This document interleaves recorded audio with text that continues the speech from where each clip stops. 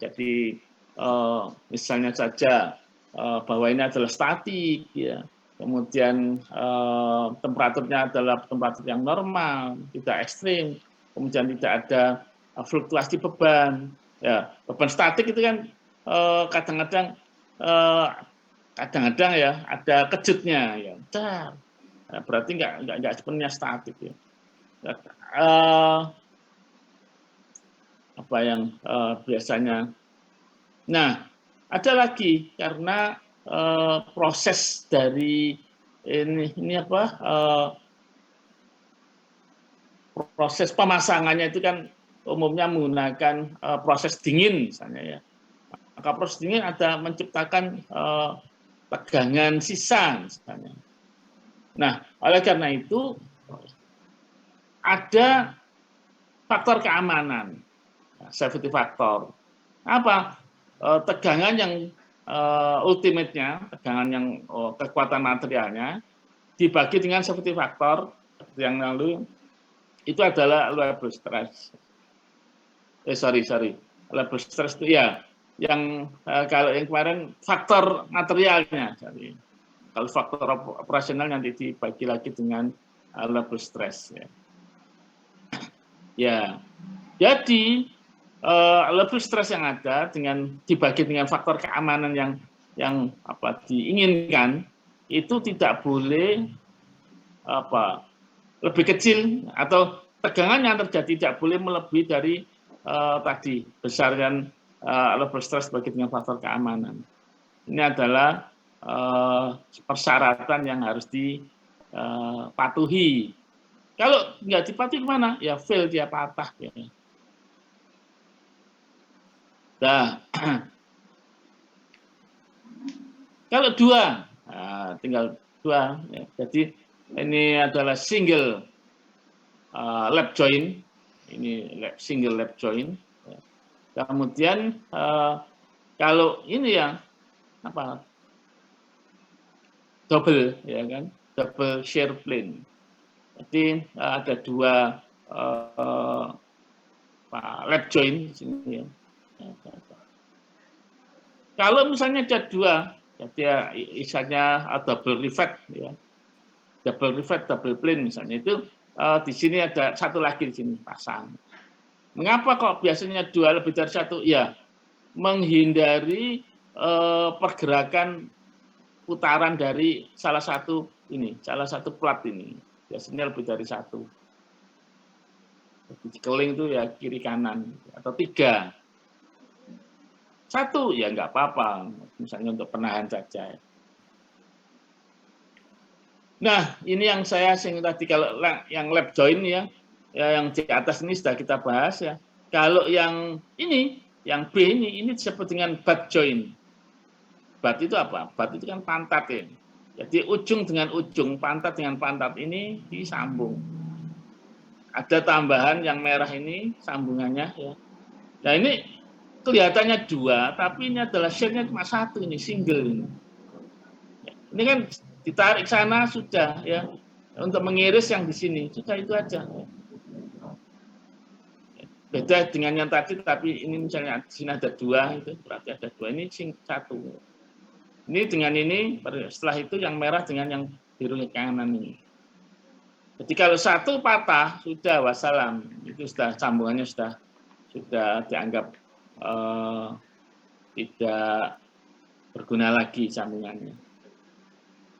Kemudian yang ini sharing rivet double, apa istilahnya, double butt joint, double cover gitu, ya. Jadi dua, ini kan butt joint, ini covernya double cover. Ini juga gitu, ini adalah ini dua, kelihatan ini yang dua, kan, ini shear yang di atas dan shear yang di bawah. Jadi penampangnya lebih lebar. Double cover. Nah, kegagalan yang kedua adalah tear tadi. Jadi tear ini biasanya atau apa namanya,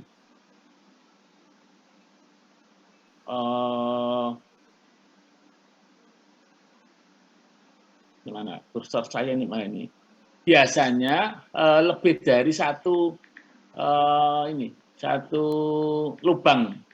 Jadi misalnya ya ada yang rivet join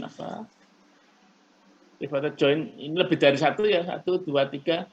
Jarak antara dua lubang itu jadi begini, saya cerita dulu tentang konsentrasi tegangan ya. Kalau misalnya saja ya gaya F ini ya saya tarik, jadi ini sambungannya saya tarik seret dengan gaya F. Sebenarnya F adalah 100 Newton misalnya ya. Luasannya adalah sama dengan 2 ya. Luasannya 2 satuan, ya tahu apa 2. Berarti tegangannya berapa? 50 ya kan, 100 dibagi penampangnya 2, 50. Dah. Nah, ketika ini juga kan gitu ya, sama ya. Ini adalah gayanya 100, penampangnya 50, 2, tegangannya di sini ada tegangan rata-ratanya 50. Nah, yang di sini kan yang ditahan kan yang cuma ini ya. Jadi yang menahan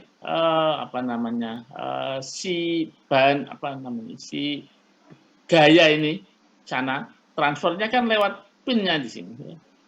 Ini adalah yang tanah di sini. Padahal penampangnya lebih kecil. Nah ini pasti lebih besar dari 50 tadi karena luasannya berkurang. Nah oleh karena itu berapa luasannya ini? Kalau misalnya rusak di sini, rusaknya berapa? Rusaknya adalah sama dengan ya ini F dibagi dengan lebarnya ini, dikurangi dengan diameternya, dikalikan dengan tebal. Itu adalah luasan yang di sini. Nah, distribusinya ini kan rata-rata ya, average ya. Distribusinya gimana? Distribusinya adalah yang dekat dengan ini, dengan lubang itu lebih besar. Jadi ada konsentrasi tegangan. Ya. Ini lebih besar tegangannya, kemudian semakin kecil ini jadi lebih kecil. Ujung ini adalah paling kecil. Yang di sini adalah paling besar. Di sini di tengah-tengahnya tidak ada tegangan. Ya. Dan di sini adalah tegangan yang paling besar lagi. Jadi ada konsentrasi tegangan. Nah, kalau ini cuma satu, ya. Kalau 2, ini ada lagi, ya. 2 berarti ini ada tinggi, kemudian semakin tinggi. Oleh karena itu, yang seringkali kerusakan akibat tears yang seperti ini pada platnya itu yang memiliki 2 lubang atau lebih ya.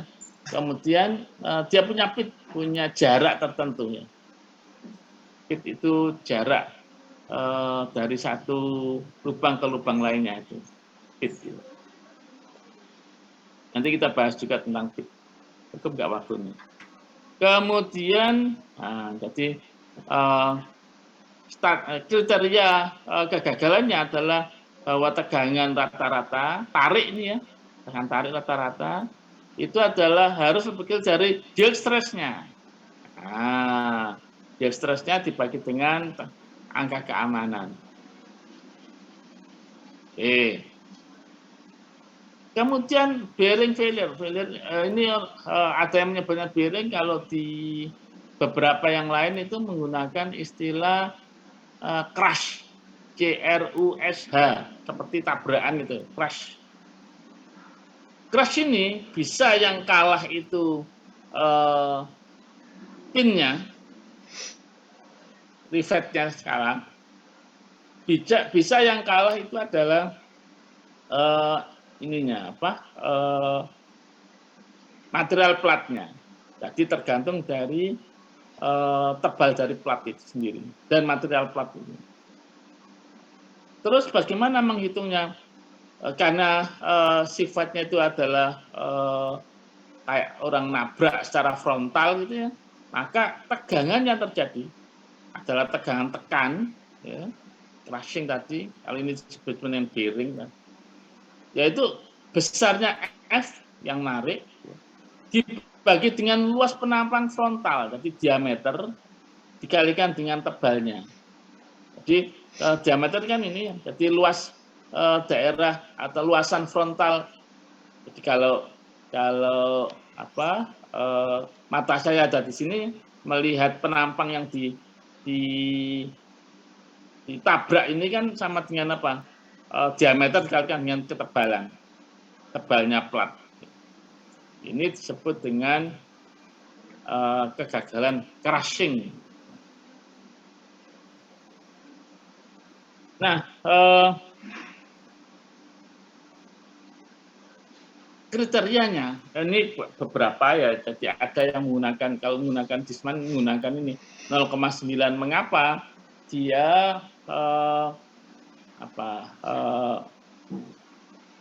ini ada tegangan kontak, ya. Jadi Hertz stress. Jadi apa ya istilahnya? Kalau di bedah gigi itu ada Hertzian kontak stres. Ya. Nah, Hertzian kontak stres itu agak kompleks ya. Jadi kalau saya melakukan memberikan tegangan tarik, ya, maka lebih condong ke uniaksial, satu arah. Ya. Tetapi kalau saya melakukan penekanan, ya, itu arah yang ditekan dan tegangannya akan ke arah, misalnya ada tekanannya dari arah Z, gitu ya, maka luberannya itu tegangannya ke arah Y dan X, ya kan? Nah, artinya apa? Artinya tegangan itu mengarah ke tiga arah. Ini disebut dengan tadi triaxial Hertzian kontak stres. Nah, di samping kalau misalnya di roda gigi itu ada kontak itu menciptakan wear juga. Ya. Jadi diberikan apa? Karena ada tiga kemungkinan terjadinya tegangan, maka ini diberikan kompensasi 0,9 dari harga yield stressnya dibagi dengan angka keamanan. Jadi jangan terlalu tinggi ininya, besaran tegangan terjadi akibat ini.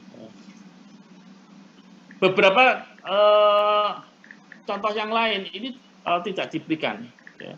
Jadi kalau misalnya Anda baca buku atau saya memberikan contoh dengan memberikan 0,9 atau 1 misalnya, ini tidak ada 0,9-nya, tidak masalah. Artinya ada referensi lainnya. Ya. Jadi Anda jangan, sing benar, sing di, dua-duanya benar ya. Jadi kalau saya mengapa gini? Mengapa kok ada yang menggunakan 1 ya, bukan 0,9? Karena berasumsi bahwa tegangannya itu adalah statik. Jadi kalau sudah tek, itu ya sudah narik terus. Contohnya apa? Contohnya adalah pressure vessel. Nah, tahu ya pressure vessel ya? Pressure vessel itu tangki atau bejana bertekanan ya. Kalau dia sudah dibentuk kemudian dia cambung ya sudah, tekanannya dari dalam, nggak bakalan tekanan itu dari luar ya. Jadi tidak akan seperti di jedak gitu, enggak seperti itu. Jadi sudah dia sampai pada kondisi statiknya ya seperti itu terus ya. Jadi besarnya yield stress ini mirip dengan beban tekan pada material-material yang lain ya, yang uji tekan yang lainnya ya. Jadi tidak harus ada kompensasi 1. 0,9 ini. Nah, yang 0,9 ini karena bebannya berulang-ulang, cetek, ya. Jadi mengecil, tarik lagi, cetek. Nah, itu membuat fatigue, ya. Meskipun dia sifatnya statik, ya. Tapi yang sifatnya di waktu narik net itu dianggap menciptakan statik ya. Sudah. Saya lanjutkan dengan ini tir lagi ya. Jadi tir ada 2. Tadi namanya apa tadi? Dia tensile. Gila. Ada buku yang menjadikan satu. Jadi ada yang bukunya orang India yang baca itu. Yang tadi yang tensile itu termasuk tir ini ya. Tarik sana sobek sana. Ini sobeknya seperti mata yang sedang menangis itu ya, keluar air matanya. Ceret. Nah, yang seperti ini ya, tir ini sebenarnya sangat jarang. Kalau ada ini mesti lebih besar.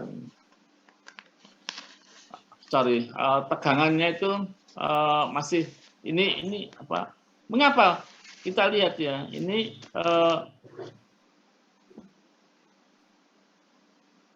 jadi 2AT ya, ini biasanya lebih besar daripada yang tadi WD dikurangi dengan DN. Jadi pitch dikurangi dengan diameternya. Jadi ini biasanya besar. Jadi tegangannya menjadi kecil. This type failure is normally controlled by specifying minimum edge distances. Jadi hanya ini sudah distandarkan ya.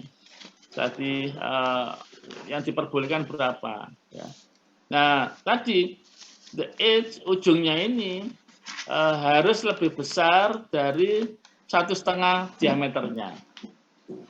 Diameternya kan kecil ya, 1,5 ya jangan minggir-minggir kan gitu. Jadi jarang orang membuat terlalu minggir itu, hampir nggak ada. Untuk apa ya?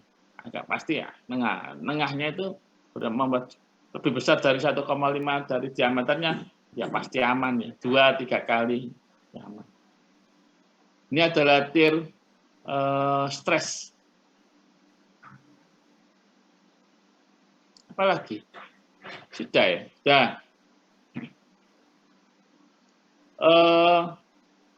Saya lanjutkan dengan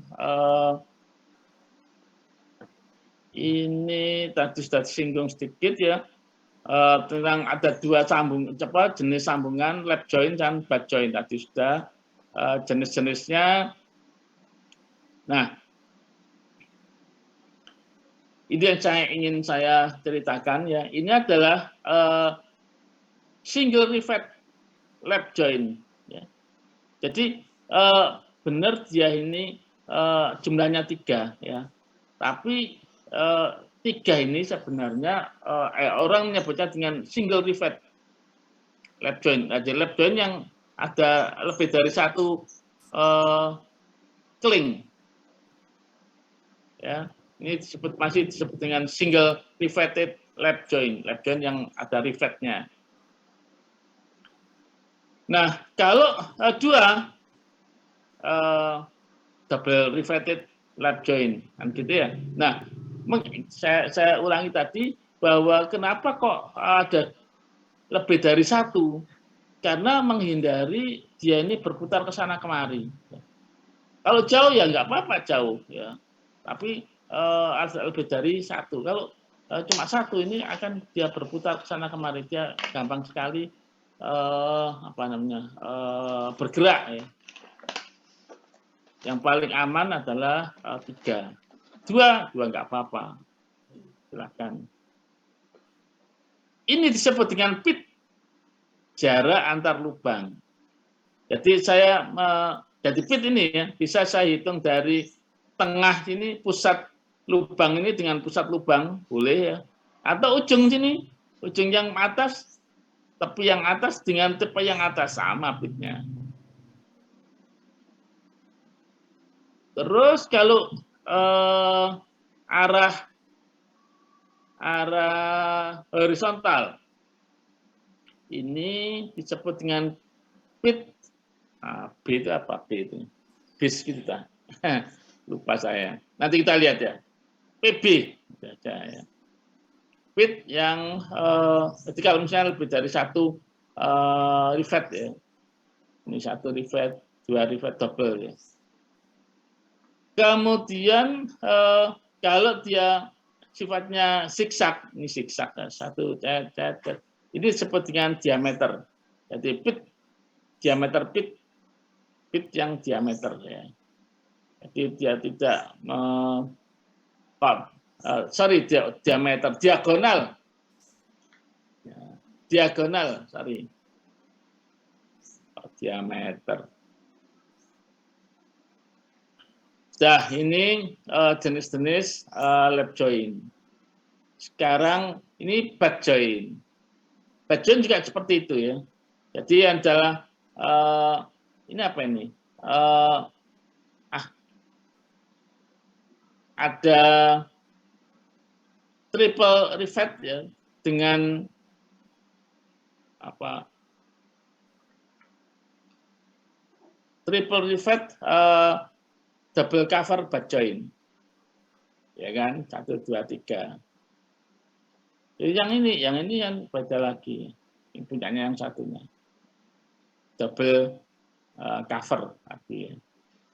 Kemudian apalagi yang di sini. Ini tebal T-nya ya. Nanti kita contohnya nanti kita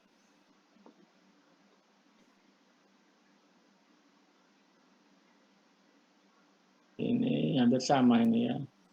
Nanti kita diskusi yang lebih detail lagi untuk ini crushing resistant. Ini kita ada di sini berarti ya. Oke lah.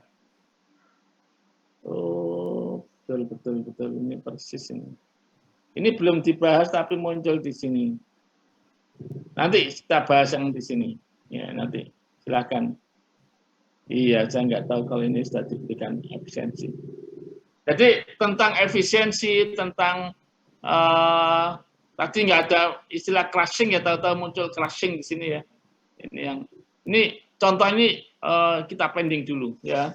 Tentang efisiensi dari mana nanti kita cerita yang lebih detail lagi. Saya ingin menceritakan gini, mengapa?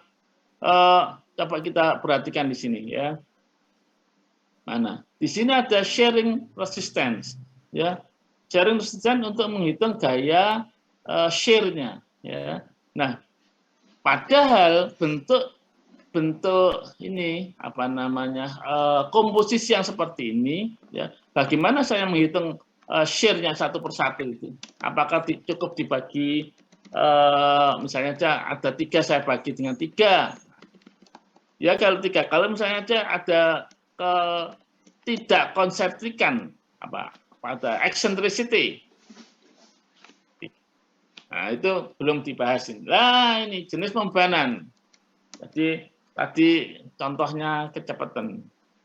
Ini tadi yang buat Pak Ali berarti mungkin Pak Ali sudah tahu ininya pakemnya tadi.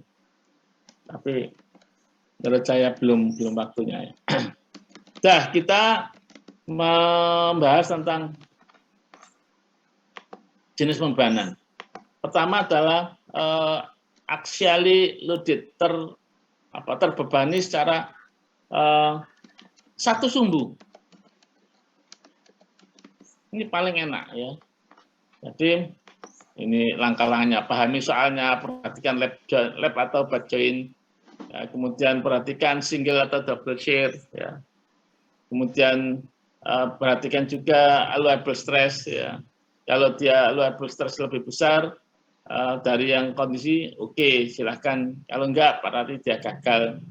Ya, jika panjang plat lebih besar dari total panjang rivet, masuk oke. Jelas ya. Yang tadi ya. Tadi kalau platnya tadi tebalnya, kok panjang plat, tebal plat ya harus. Oh ya panjangnya itulah harus jauh lebih besar dari panjang rivet yang itu. Kemudian kalau eksentrik ini langkah, silakan nanti Anda baca di sini. Saya berikan contoh yang perhitungannya, pemakaiannya. Ini yang saya singgung tadi ya. Jadi jarang sekali rivet itu atau keling itu dipasang sendirian ya. pasti lebih dari satu ya. Ya, seperti ini adalah contoh yang diaplikasikan di mana, di jembatan ya, di struktur ya. Ini juga ya. Ini adalah butt joint, ini lap joint kalau nggak salah, ini ya lap joint. Jadi contoh dari lap joint dan butt joint. Nah, ini yang ingin saya ceritakan di sini. Jadi begini, kalau ya saya cerita dulu. Ini ya, kalau P ini ya, P ini saya saya tariknya dari ini membuat Anda bingung nanti ya. Sebentar. Gimana caranya agar smooth menjelaskannya. Bentar ya, saya buat tambahan contoh di sini. Apa contoh itu?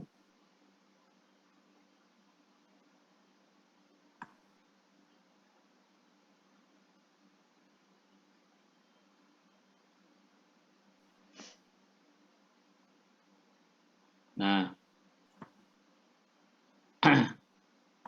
bentar ya, sabar.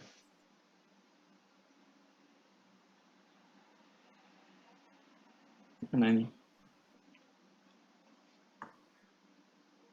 Kok nggak muncul? Walah, tertutup sama ini. Cari.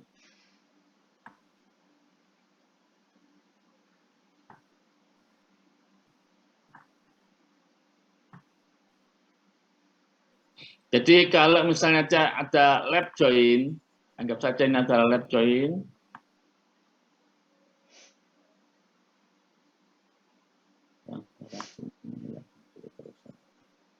Ini ya.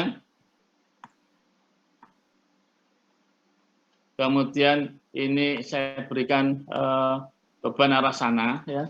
Yang satunya nggak kelihatan ya. Yang satunya anggap saja arahnya adalah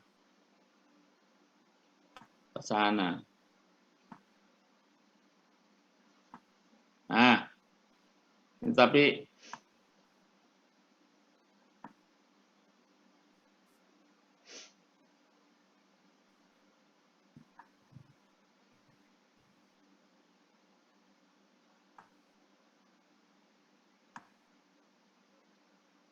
nah, ini. Tadi kita cerita bahwa tegangan yang terjadi adalah sama dengan besar P, besar tegangannya ya, P dibagi dengan A. A itu apa? Luasan dari penapang di sini. Nggak kelihatan. Sorry.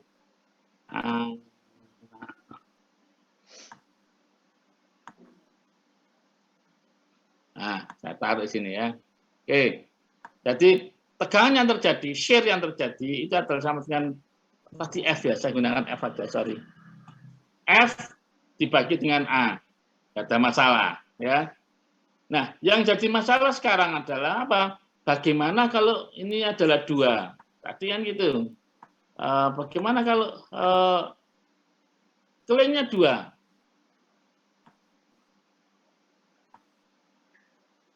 Ini gimana ini? Ya Allah.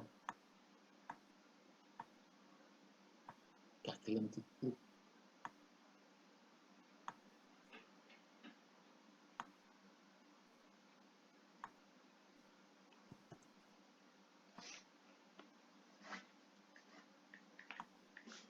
Nah,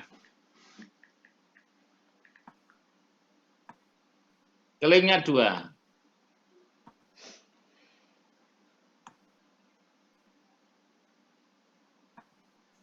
Gimana ini hukumnya, cara menghitungnya? Ya tadi karena bebannya lurus, yang apa tadi, axially, apa tadi. Maka ini saya bagi, langsung saya bagi dua. Jadi beban ini karena dia sumbunya melewati, ini penampang itu kan, penampang punya titik berat ya, titik berat dari luas penampangnya, berat di mana, di tengahnya sini ya. Jadi dianggap bahwa bebannya itu adalah melewati yang di tengah ya. Jadi gaya yang bekerja atau shear force, gaya geser yang bekerja itu sama dengan F dibagi 2, langsung saya bagi 2. Kalau 3 ya saya bagi 3. Kalau tadi 10 ya saya bagi 10. Nah, sekarang yang jadi masalah bagaimana kalau gayanya itu tidak berada di sini, tidak berada di ini, tapi berada eksentrik. Nah, bagaimana seperti ini? Ini yang satu dilas, yang satu ditarik. Ini aja yang kecil ini dilas, yang ini ditarik arah sana. Ya, bagaimana caranya? Ya, kalau yang kondisinya tadi tepat di tengah di sini, nah saya bagi 2. Tapi kalau ini, ingat bahwa gaya itu boleh dipindahkan sepanjang garis kerja gaya. Ini adalah garis kerja gaya. Ya. Tetapi kalau dia dipindahkan tegak lurus, ya, dipindahkan akan berkompensasi ditambah dengan momen. Ya. Jadi ini saya pindah ke sini, ya. Saya pindah dengan sini, ditambah dengan momen. Besarnya momen berapa? Ya perpindahannya tadi. Jadi momennya tadi adalah arahnya ke sana. Jadi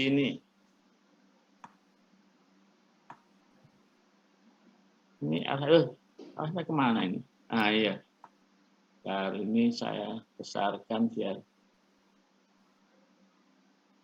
mana? Kok nggak muncul?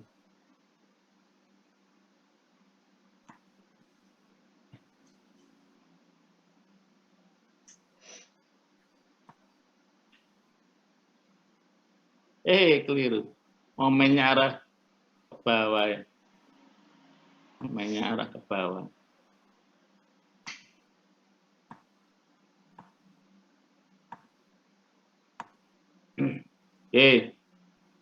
Kurang besar. Nah, jadi di pusat penampang dari kedua ini kan berada di tengah ini ya. Tuh. Anggap saja pusat penampangnya saya berikan warna merah misalnya ya, warna merah biar agak ngejreng gitu ya.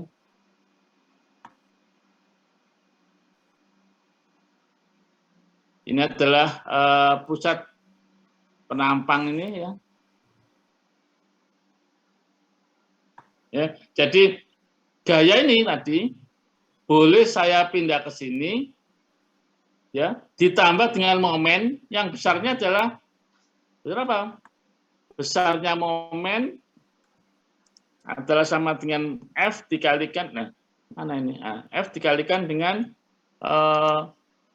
L perpindahannya, ya kan? Nah, jadi gaya yang tadi saya taruh sini, kemudian tambah momen, momennya ini baru saya bagi 2 gayanya. Yang satu yang ke atas sana, yang satu sana. Jadi masing-masing ini dia menerima gaya, juga menerima efek dari momennya. Nah, bagaimana menghitung momennya itu baru nanti akan kita pelajari. Ya, ini dulu ya. Jadi bagaimana momen itu dari mana Pak? Dari sini loh efeknya. Ya. Oke, sekarang saya lanjutkan dengan ini. Sekarang kalau ada paku keling, ya, kemudian entah itu anggap saja ya ini adalah sambungan pipa gitu ya. Pipa ini ternyata belok dan tanah yang sebelah sana, misalnya yang hasil belokan itu turun, ya, jadi seolah-olah apa? Meluntir, kena torsi. Sering itu terjadi ya. Jadi tanah yang sana turun, sehingga tahu-tahu loh, tanah ini kok bocor di pipa ini. Nah, ini anggap saja besarnya torsi ini ya. Momen puntir ini adalah T. Nah, T ini, jadi sigma momen torsi di pusat momennya, di titik 0 di sini, yang sama dengan T, itu ditahan oleh 4 keling. Jadi 4 keling ini adalah harus sama dengan besarnya T. Jadi kan keseimbangan statik ya. Jadi sigma momen dikurangi dengan T. Sigma momen kalau misalnya arah positif itu searah jarum jam ya, maka berlawanan itu adalah negatif. Jadi sigma M0 dikurangi dengan T harus sama dengan 0. Nah, karena ada 4, F-nya kan sama, ya, besarnya sama karena jaraknya sama. Ya. Maka 4F dikalikan dengan R, ya kan, jaraknya adalah R, itu harus sama dengan T. Jadi kalau begitu besarnya F ini, ya, besarnya F itu adalah sama dengan T dibagi dengan 4R. Oke ya, sepakat. Ini sudah apa ini? Ini adalah statika minggu pertama. Statika minggu pertama terlalu gampang, berulang-ulang ini ya. Nah, sekarang bagaimana yang sedang tadi kita diskusikan tadi, ada beban yang tidak lurus, ya, harus kita pindahkan. Oh, kita pindahkan, ya, dipindahkan sejauh L di pusat penampangnya. Jadi titik pusat penampangnya itu adalah yang seolah-olah yang menerima momen itu. Nah, karena kita sudah tahu besarnya momen, ya, kita harus tahu jaraknya ini tadi ya. Ini kan karena kita tadi ada pit ya, ini akan P tadi ya, pit, ini pit, ada PD, kemudian ada P biasa ya. Ini adalah P, ini adalah P diagonal. Kali ini juga nggak ada P diagonal karena tidak zigzag ya. Ini P biasa ini. Ini P. Kalau jaraknya sama berarti P gitu aja. Nah, yang pertama, yang tadi yang kita pindahkan, kita bagi 4. Tidak ada masalah. Ditambah dengan momen. Momennya dengan cara yang tadi. Ini jaraknya R, supaya gampang ya. R itu aja dari pusat luasan. Kemudian kita bagi dengan, kita cari harga F. F adalah sama dengan besarnya momen dibagi dengan 4. Dibagi dengan R. Jadi 4P bagi 4. Ya, jadi, ya.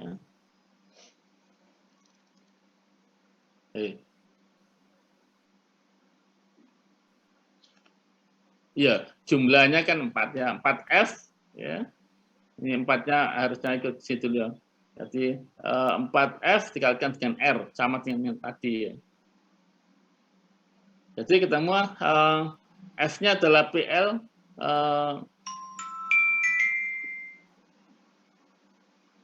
ini. F-nya adalah sama dengan PL per 4R.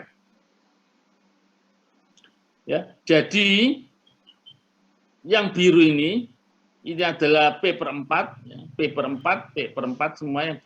Yang merah adalah PL per 4R. Mana tadi? Ya, PL per 4R. Ya. Kalau dari penjumlahan vektor di setiap titik, yang lebih bahaya yang mana? Yang lebih bahaya adalah yang ini, ya yang sisi kanan ini, rifat yang sebelah kanan ini. Jadi ini adalah karena apa? Penjumlahannya ini sudutnya kecil. Ini adalah lebih panjang ini. Daripada yang sini ini penjumlahan vektornya menjadi lebih pendek. Ya, ini yang lebih panjang ini besarnya sama karena sudutnya sama. Nah, sekarang kita sudah bisa melihat beban geser dari masing-masing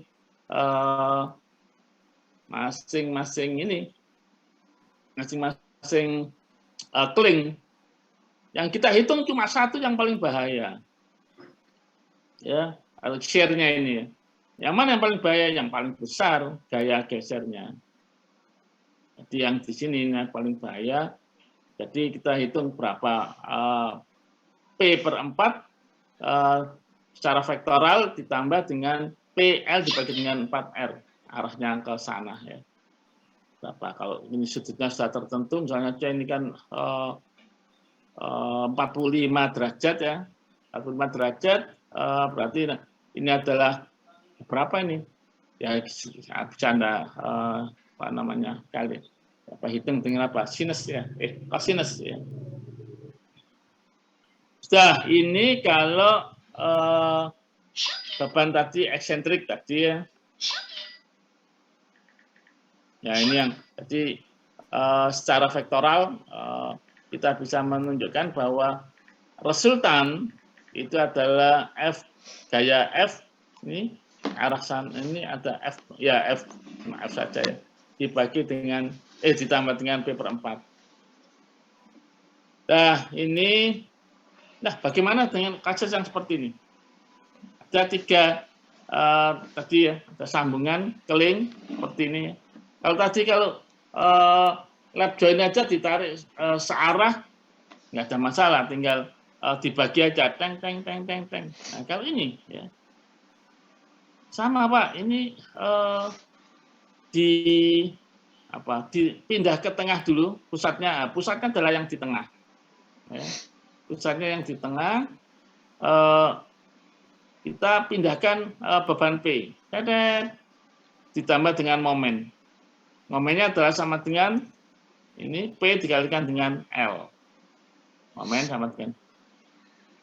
Ya, kemudian karena berada di pusat area, pusat luasan penampang, saya bagi langsung 3. Bagi 3. P/3, P/3, P/3. Kemudian saya momenkan ini. Jadi sigma momen, ya, tadi cuma 2, ya kan? Arah sana dan arah sana, F-nya. Mengapa yang ya di tengah ini kan jaraknya 0, ya, 0 R-nya. Dan R ini adalah pitnya tadi. Maka F sama dengan M dibagi dengan 2R atau 2P per pitnya, P kecil. Antara P kalikan dengan L, 2R. Sudah. Maka saya dapatkan yang paling gampang itu adalah ini, yang paling besar kita lihat, ya. Ini kan searah.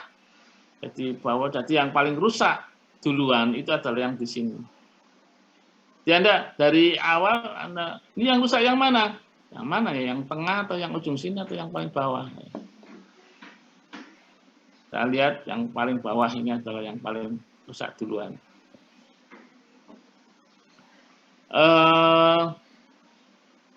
Bagaimana kalau seperti ini?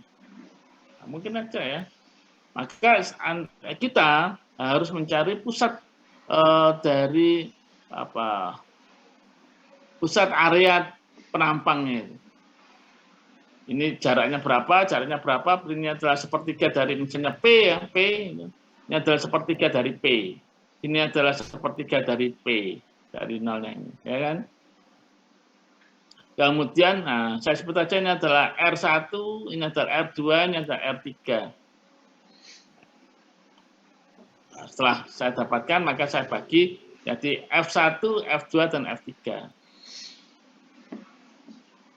Ya, kalau kita perhatikan tadi, ya, kalau misalnya di ini, ya, bebannya ada di sini, ya, kemudian dipindah sana, menciptakan yang tadi ini, maka yang paling besar ya kalau kita lihat yang besar adalah yang di sini ya kan. Ini turun, ini kecil, ini juga ke atas kan kecil ya. Yang jalan paling besar. Nah, paling besar di situ ya bukan berarti nanti ya nanti silakan nanti dihitung ya secara vektoral ya. Kita bisa menghitung satu aja yang rusak, maka dianggap sistem ini adalah sistem revetting ini adalah gagal. Sekarang ini sebenarnya pengantar saya tadi itu adalah tujuannya adalah mau ke sini. Pemakaiannya gimana? Misalnya aja saya punya mesin bubut, mesin apa yang kira-kira membutuhkan braket, penopang, meja. Ya. Nah ini persis seperti apa yang kita contohkan sebelumnya. Ya. Beratnya berapa di sini? Kemudian saya harus kalau ingin menghitung ini, rivet ini saya harus bisa menghitung atau tahu merancang jarak dari pusat berat beban ini dengan pusat area dari rivet ini. Nah, maka dengan cara yang sama, anggap saja A ya. Angka P tadi, beban P tadi bisa saya pindahkan, saya tambah dengan momen. Ya.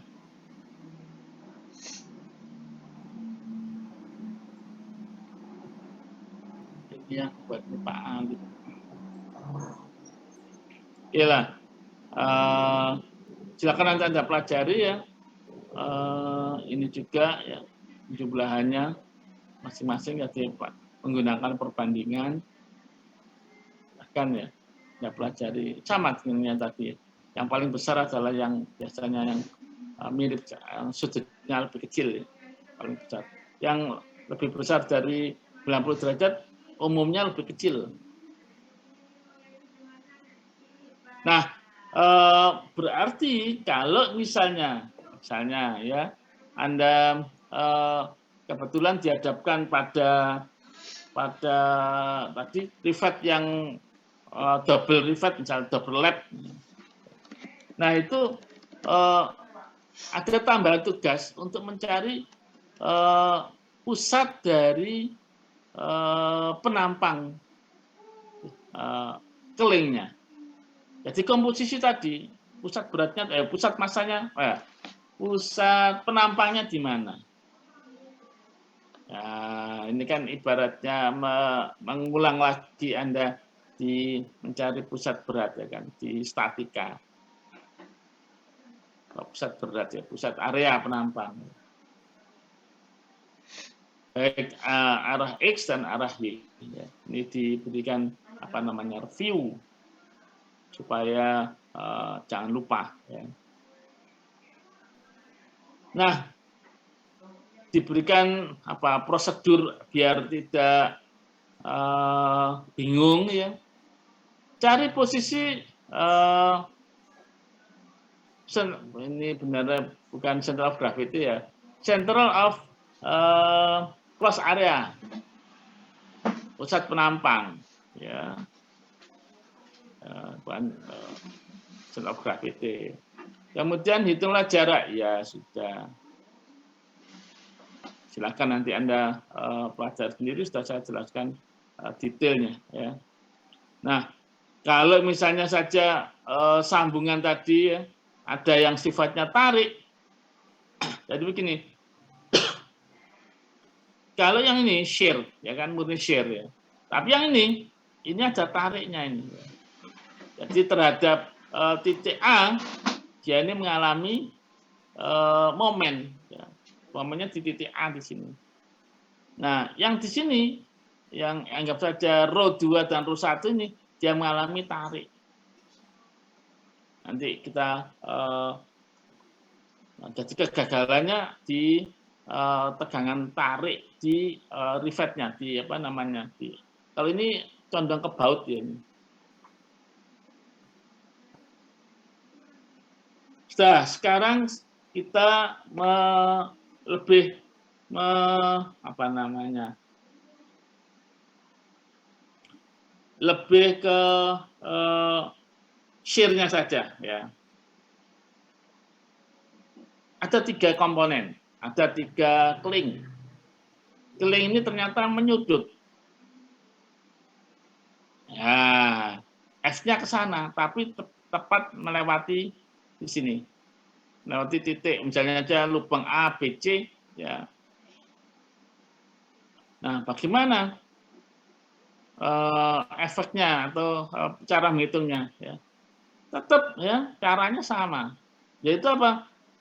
F ini harus saya pindahkan ke pusat area dari penampangnya. Kemana pusat area penampang itu? A, B, C, dia berada di B. Jadi saya harus bisa menghitung jaraknya ini berapa. Ya. Jadi kalau ini diketahui sudut kemiringannya ya, saya akan tahu pasti ini kan jaraknya sudah tahu ya. Maka akan saya tahu jaraknya di sini. Titiknya tahu, maka saya akan tahu jaraknya. Nah, jarak tahu, maka momen yang terjadi kalau saya pindahkan sudah diketahui, ya kan? Jadi F dikalikan dengan E jaraknya. Nah, kalau F itu sudah bekerja di titik B, berarti F ini saya bagi 3, A, B, dan C ini. F per 3, F per 3, F per 3, ditambah dengan B-nya ini, total momen di B itu sama dengan F tambah dengan E tadi. Yang ditanggung oleh A dan C, B-nya tidak menerima. Nah ini, jadi gaya share-nya itu adalah F per 3 ini, F per 3, F per 3, F per 3. Ditambah dengan momen, arahnya apa? Arahnya adalah berlawanan jarum jam ya kan, counterclockwise. Maka ini yang di sini, yang ini kan arah sana turun. Ini adalah momen F dikalikan dengan A dibagi 2. Ada R-nya di sini. Ini kan jaraknya. Ini disebut dengan torsi, akibat torsi di A atau istilahnya TA di sini ya. Dan di sini TC. Ya, jadi efek dari torsi yang di C. Ini dengan yang sini pasti RA lebih besar ya. Jadi yang sudutnya kurang dari 90 derajat ini lebih besar, ini lebih kecil. Ini contoh perhitungan hanya dari sisi share-nya saja ya. Jadi makanya tadi contoh yang saya lompat tadi itu tadi belum waktunya, menurut saya belum waktunya.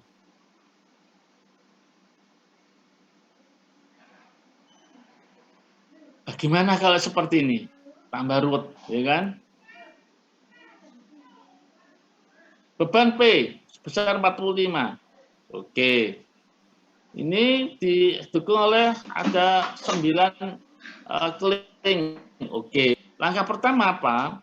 Free body diagram. Ini kita pindahkan ke pusat pusat areanya. Berarti di tengah ini. Jauhnya berapa? Jauhnya adalah 500 mili ya, atau iya mili.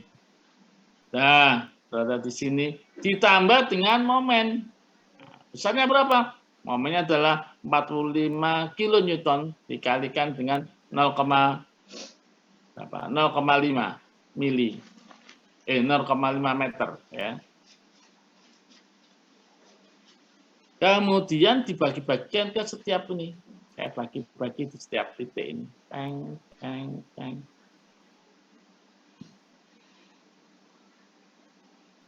Ya, maka saya bisa menghitung resultan dari masing-masing ini. Ya, nanti silakan Anda pelajari detailnya. Yang jelas, Anda tahu dari mana atau bagaimana menguraikan atau menjumlahkan momen dengan gaya, ya kan? Ini yang menghasilkan momen, kemudian momen ini diuraikan ke masing-masing titik berupa gaya, ya, dibagi-bagikan, ya. Kemudian dari setiap titik ada berapa gaya di sana, kemudian kita resultankan, ya, resultan. Kalau ada satu titik, ya, kebetulan dia mengalami momen, ya, juga dia mengalami shear, dia juga mengalami tarik, misalnya tadi kan ada apa ngongkek tadi ya, bisa saja seperti itu, ya. Jadi nanti arahnya ke apa 3 dimensi. Ini 2 dimensi aja dulu biar nggak terlalu ruwet. Ya. Ada pertanyaan? Silakan nanti angka-angkanya ini Anda pelajari sendiri ya. Yang saya singgung tadi ya, kalau bebannya kebetulan hanya share saja, itu berarti dia seolah ini digeser arah sana, di bawahnya sini. Tetapi kalau dia di atasnya ini tarik sana, ya, maka dia akan mengalami tarikan di sini. Ini juga akan ditarik seolah diongkek gitu ya. Ini juga seolah diongkek. Jadi ini di sebelah sana share ditambah dengan tarikan, muter momen. Momennya pusatnya di mana? Di pusat sana misalnya ya. Kemudian ini ada apa namanya? Ada kompensasi momen. Nah ini yang tadi saya singgung tadi ya. Maka ada tegangan tarik, ada tegangan share-nya. Ini apa ini? Ini adalah persis apa? Apa tadi? Saya tegangan 3 dimensi atau ini 2 dimensi yang cuma share sama ini aja tarik ya. Maka anggap saja share ada X, kemudian tariknya arah Y,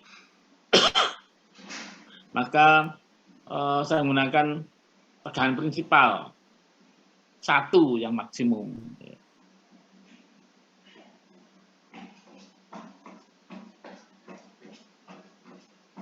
Ada pertanyaan?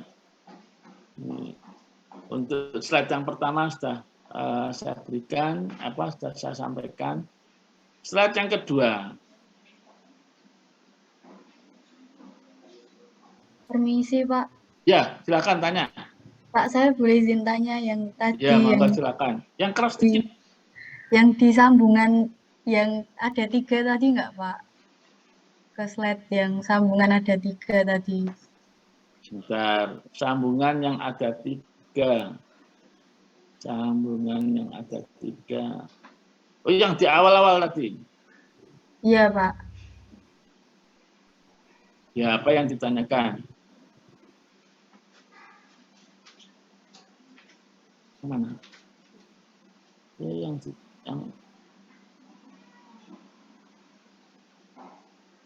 Kayaknya ke bawah lagi, Pak. Bawah ya. Ini? Iya, Pak. Oke.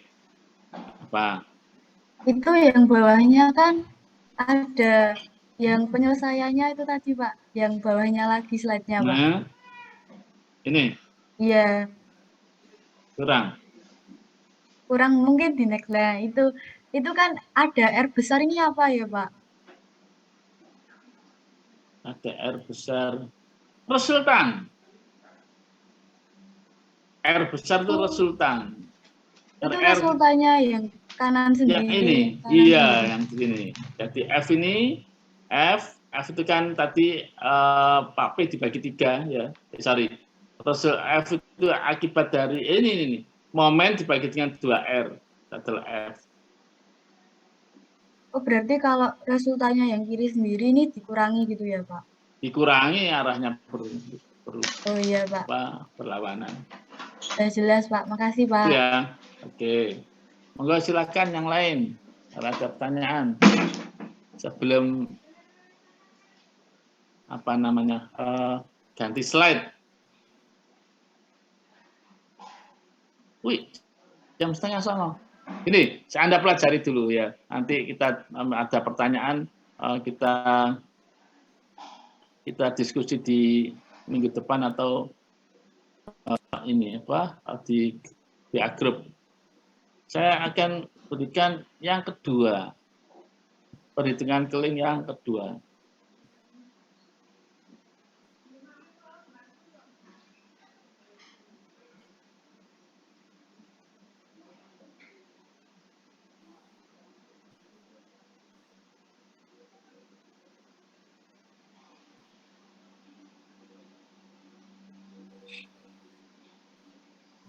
Lanjutan keling. Nah, ini seringkali mahasiswa itu kacau dengan satuan. Nah, kita tahu bahwa tegangan itu adalah apa? Newton per meter persegi, kan gitu ya. Umumnya Newton per meter persegi itu adalah Pascal. Nah, kalau ini ya saya tulis di sini, jadi tegangan itu adalah nah ini Newton per meter persegi itu adalah Pascal.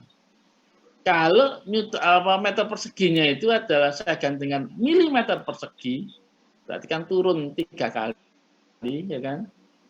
Maka ini adalah menjadi 10⁻6 milimeter persegi. Nah, milimeter persegi ya, supaya dia apa namanya? Gini, seringkali apa namanya rivet atau paku keling itu satuannya pasti mili, nggak mungkin meter. Ya. Jadi milimeter biarkan aja milimeter. Nah, nanti apa? Satuannya itu dari Pascal saya ubah dengan ke megapascal. Harus saya kalikan 10⁻6 mega ya kan?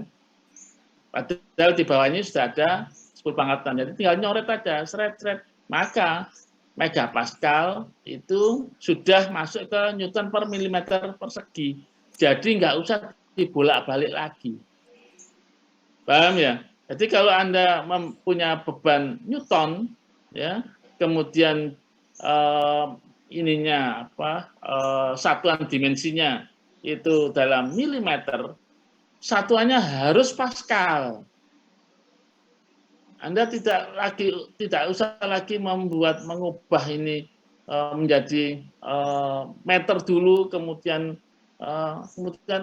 ketemu Pascal, kemudian diubah lagi menjadi megapascal, ruwet. Iya. Dan kebanyakan salahnya di situ. Ini satuannya apa? Akhirnya bingung. Ya, ini simpel, sederhana, tapi seringkali ibaratnya wasting time, membuang waktu ya. Tolong Anda ingat-ingat ini aja ya. Ini pesan pertama. Nah, salah satu pemakaian di pin atau formulasi shear yang ada itu adalah di pin. Pin itu hampir sama dengan ini ya, rivet tadi, tetapi bebannya adalah lebih ekstrim lagi. Dia mungkin aja tidak statik ya, tapi dinamik ya di sini. Jadi sambungan-sambungan seperti ini ya. Nah, misalnya saja bagaimana kalau seperti ini ya. Ini ada diameternya misalnya 20 mili, di sini ada ada tebalnya ada 10 mili, 1 cm ya. Kemudian ini ada kira-kira kerusakannya di mana kan gitu ya. Bebannya di sini adalah beban 30 kilonewton. Nah, ingat bahwa ini kebetulan gambarnya miring ya. Nggak mungkin aksi reaksi itu miring seperti ini ya. Jadi kalau ini narik, ini kan pasti akan nahan ya, akan lurus ya. Shear yang terjadi berada di sini, seret, ya. Karena ditahan oleh penapang. Nah, yang dimaksud shear tadi itu adalah shear yang di sini. Ya. Shear yang rusak adalah dua, kalau enggak sini ya sini ya. Ada dua penampang ya. Jadi apa double shear. Kemudian kalau crash, kita selama ini belum jadi crash ya. Bagaimana kalau rusak? Rusak berarti ruas penampang ini aja. Jadi diameternya mana ini kursor saya ini. Halo kursor where are you? Ini diameter ini ya dikalikan dengan tebalnya ini. 2 kali kan ada 2. Ini adalah crush. Ya. Nah, dibandingkan dengan kekuatan materialnya ini ya. Nah, silahkan nanti dipelajari juga. Ya ini ada angka-angkanya juga ya. Luasannya pi r kuadrat ya. D per 2 kuadrat atau 1/4 D kuadrat kan ya. Ini adalah A. A-nya ada 2, maka tegangan rata-ratanya P dibagi dengan 2A. Ya, ini jadi selain yang di paku keling tadi dipakai juga untuk pin. Ya.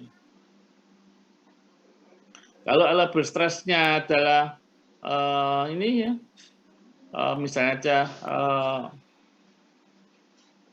145 dengan angka keamanan 2, maka tegangan yang terjadi dibandingkan dengan tegangan izin. Tegangan izinnya adalah 72,5 megapascal. Jadi kita tidak usah lagi mengubah milimeter ini ke meter, langsung aja milimeter. Bebannya adalah dalam Newton. Ingat, beban kita ubah dalam Newton. Jangan dibiarkan kilonewton ya, harus dalam Newton. Tadi sudah kita sepakati di atas Newton. Nah, satuannya langsung ke megapascal. Maka pin adalah aman. Jadi ini akhirnya itu dibandingkan. Apakah ini lebih besar dari yang diizinkan? Kalau tidak lebih besar, yang terjadi itu tidak aman, fail, gagal. Sekarang bagaimana dengan tegangan kompresi, bearing, atau crush tadi? Crush tadi adalah diameternya 20 ya, dikalikan dengan tebalnya ini. Tebalnya itu adalah 10. Ya. Jadi tegangan bearingnya adalah besar 75 megapascal. Ya, dibagi 2 ya kan, karena dia kiri kanan.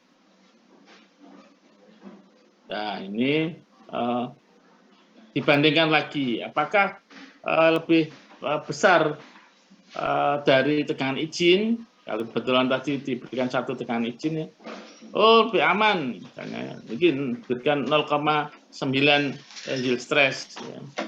Maka aman. Ini berapa sih 0,300? Yield stressnya di mana tadi? Tadi shear ya, iya.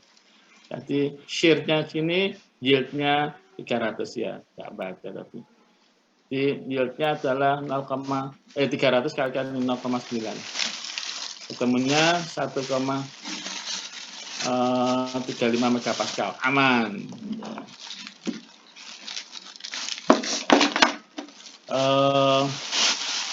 Ini mirip dengan yang tadi ya. Jadi ini saya pindahkan ke pusat masanya di sini. Pusat penampangnya. Ya. Ditambah dengan momen. Nah, sekarang kita sudah berorientasi pada material uji. Material bahan dari entah platnya, entah pinnya. Jadi materialnya adalah IC 1010 dengan shear stress 145 megapascal. Gunakan angka keamanan 2. Shear saja ini kan ya, tidak ada tidak ditanyakan crush-nya atau fierce-nya.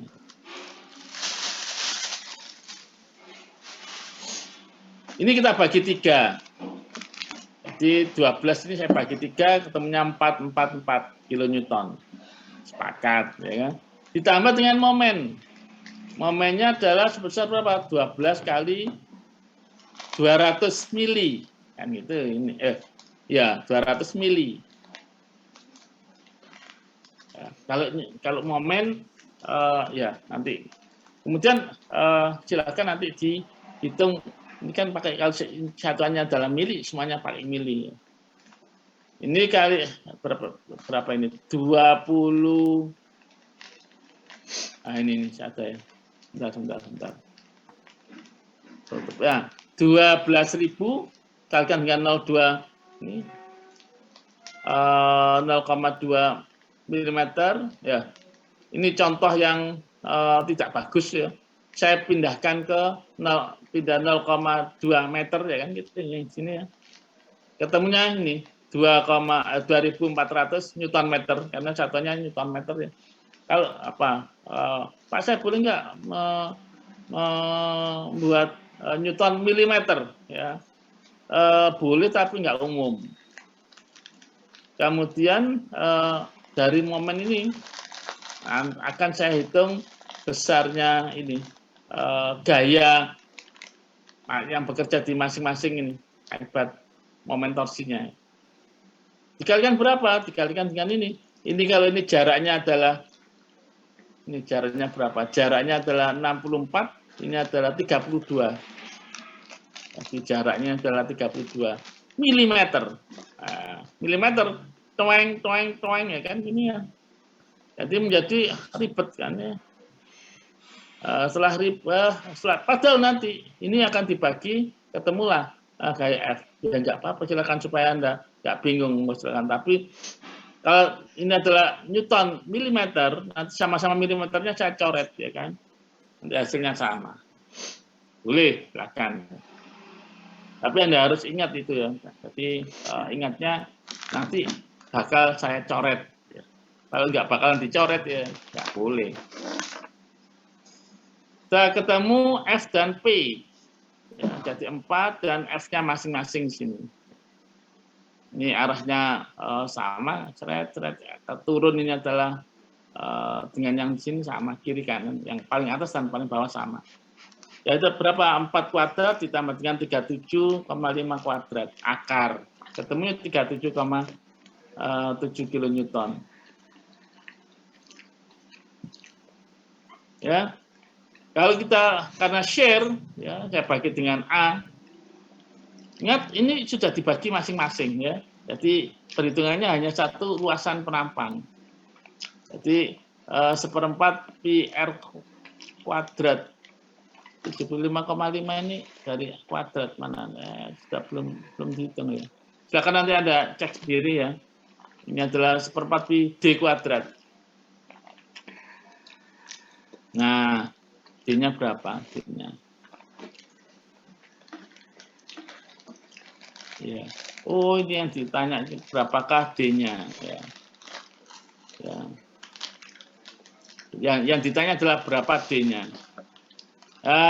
Ini loh ya. Jadi yang diketahui, yang diizinkan adalah ini ya. Ditanya berapakah diameternya. Iya. Maka bahwa tegangannya terjadi harus lebih kecil dari tegangan geser izin. Sebulan kurang. Kemudian saya hitung ketemulah diameter minimum. Ini diameter minimum harus lebih besar ya.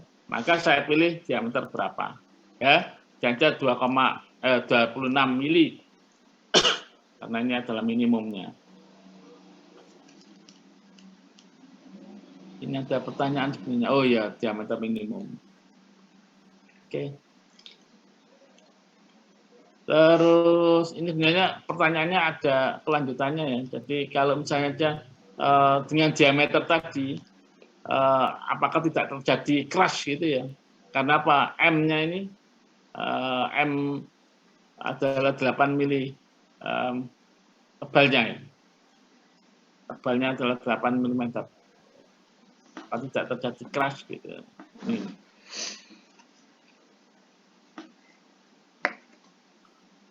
Hampir sama dengan yang tadi ya. Tapi bagaimana? Nah, yang seperti ini ya, ini kan ibaratnya desain ya, desain awal ya. Kita perhatikan di sini.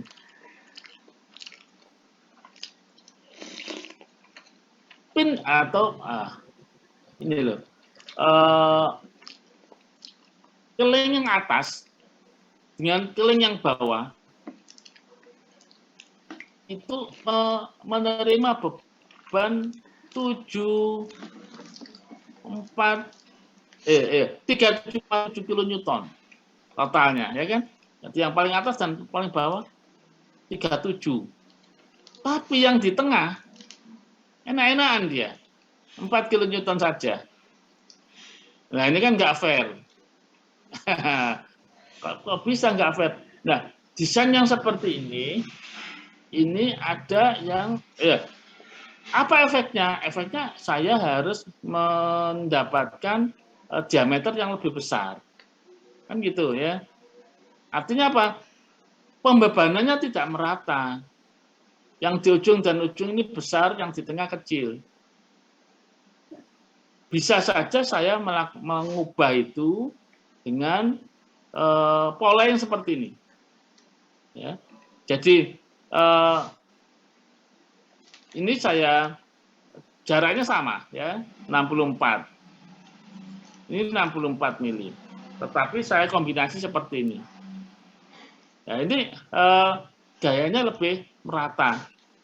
Ya, nggak seperti yang nol tadi. Jadi kalau dipindah, ini adalah momennya tetap ya berapa tadi?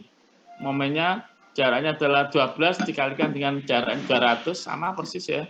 Tetapi pembagiannya ini lebih merata. Nah, ini sehingga apa? Diameternya mungkin lebih kecil. F-nya lebih kecil 18, ya tadi kan 37 ya. Maka P-nya lebih kecil 22. Ya. Maka diameternya lebih kecil. Jadi saya pilih 20 mm nggak apa-apa. Tapi yang tadi diameternya adalah 26. Ya, paham ya. Jadi dari sisi desain kita bisa mengubah efektivitas dari apa namanya keling tadi ya.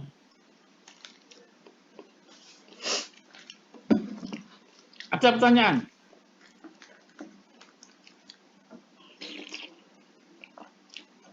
Sekarang saya lanjutkan ya. Bagaimana kalau ini ada 3 ya, kemudian dibebani ke arah sana ya. Ini simple ya. Simple, anggap saja ini adalah ini kita bagi 3, 1, 2, 3 kan gitu ya. 1, 2, 3, kemudian sudah kita bagi dengan ada 12/3, 12 bagi 3, 4 ya. Yang seperti tadi.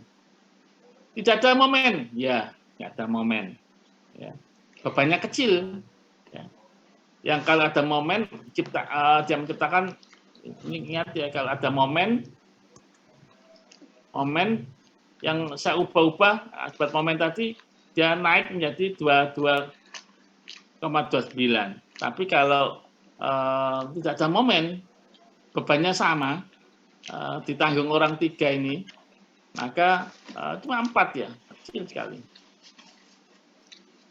Oke, sekarang ya ini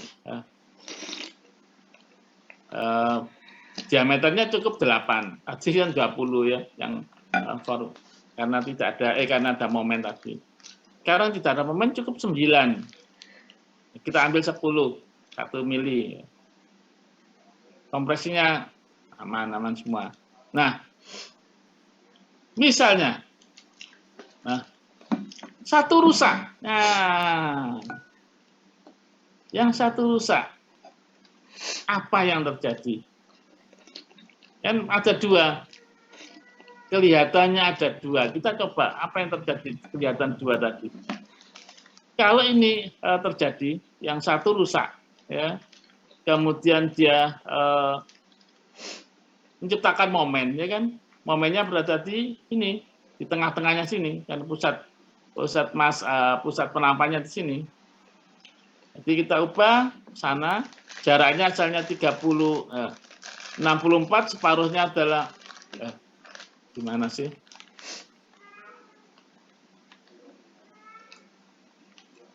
Oh iya, jarak dari ini adalah 64, ini berarti 32, separuh dari 32 ini adalah 16. Jadi momennya adalah 16. Jadi 12 dikalikan dengan 16 mili. Ya. Momennya adalah 192 Newton meter. Ya. Kemudian kalau saya bagi dua penampang ini, F-nya adalah sama dengan 6.000. Ya. Jadi ininya adalah 6.000, ke bawah 6.000 Newton, 6 Newton. Momennya adalah ini menciptakan ini 6.000. Jadi yang di sisi kiri ini ke bawahnya 6 Newton, 6 kilonewton, 6.000, ke atasnya juga 6.000. Ini 2 kali 6.000 dan 6.000 Newton. Artinya apa? Bahwa kalau seperti ini sudah nggak berfungsi dia. Ketika dia berada di sini ya, ketika dia patah di sini, ini sudah nggak berfungsi. Dia seolah-olah tidak melawan beban sama sekali. Dia ditumpu hanya satu di sini, 12 Newton. Ya nggak kuat, nggak lama ya. Kalau patah, ini patah langsung patah, ini sudah patah. Ya. Jadi kita akan tahu secara hierarki kerusakan. Ya, mengapa rusak? Mengapa? Karena tak ada tambahan momen. Seandainya kalau tidak ada momen, ya pasti lebih kecil. Ya. Bagaimana harusnya harus diberi beban yang merata biar efisien diameter tadi. Ya. Dan seterusnya. Ya. Ini pendan itu talinya. Jadi kalau Anda lihat untuk narik boom itu crane ya, itu ada antara kawat dan boomnya itu kawat sling ya, tali sling dengan boomnya itu akan diikat di ininya tali. Ini menerima beban tarik ya, beban tarik shear-nya ya. Dan banyak lagi yang dipakai di aplikasi. Ini pin yang untuk rudah gigi ya. Ini juga menggunakan prinsip yang sama. Ya. Ini torsi ya, Anda mendapatkan shear ya. Perhitungannya sama. Jadi kalau Anda menghitung rivet atau paku keling, kemudian Anda disuruh menghitung pinnya yang di motor, yang di poros, harus bisa, nggak boleh. Loh, saya kan belum dipelajari. Oh, ini sudah sebenarnya. Prinsipnya sama, shear-nya. Ya. Bagaimana menghitung? Ini kan bagaimana menghitung gaya tangensialnya? Ya, torsi, ya kan. Tuh, nah ini kan. Jadi pin itu persis sama dengan perhitungan join, perhitungan rivet. Ya.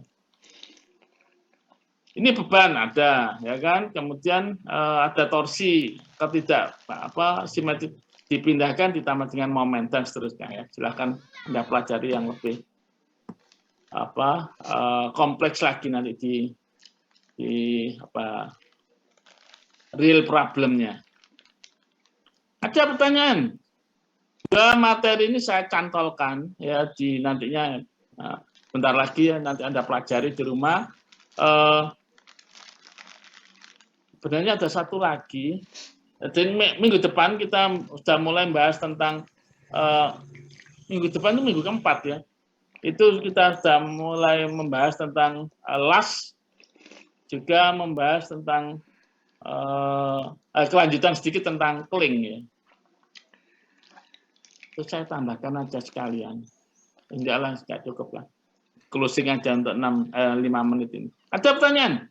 Monggo silakan. Kalau ada pertanyaan kita diskusi 5 menit. Saya akan ini kebetulan Kamis ini luar biasa. Senin ini luar biasa. Ini pagi itu saya ngajar ya. Tadi pagi diawali dengan ngantar ke sekolah ya. Pagi ngajar, kemudian jam 9 itu BPK ya, harus mendampingi BPK, kita diaudit sama BPK. Kemudian nanti jam 11 itu jemput. Nah, ini curhat kayaknya ini. Terus jam 1 itu ada audit ke unit-unit, audit lapangan. Jadi agak melelahkan hari ini. Makanya ada pertanyaan, monggo silakan. Masih 4 menit.